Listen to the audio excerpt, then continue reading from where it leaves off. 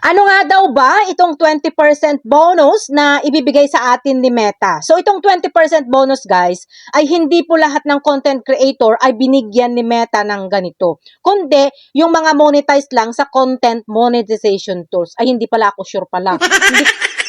Hindi ko sure kung lahat ba ng may content monetization tools binigyan ni Meta ng ganito. Basta ang sure ko lang talaga is yung mga hindi pa monetize ay wala pang ganito. Dahil nga itong binigay niyang pabonus ni Meta, ang earnings natin doon sa photo, sa video, stories, at saka sa text, manggagaling itong earnings natin na may pabonus si Meta. So, may nagtanong kasi guys na ang sabi niya sa akin kung etong $900 nga daw ba ang makukuha niyang bonus. Kasi nakalagay dito guys, earn up to $900.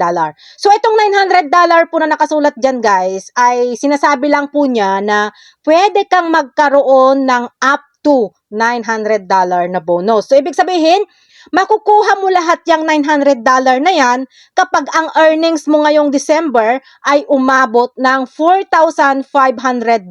Dahil nga, ang 20% ng $4,500 is $900. Kaya dapat, times 10 ang sipag natin ngayong December para mas malaki yung mga bonus natin.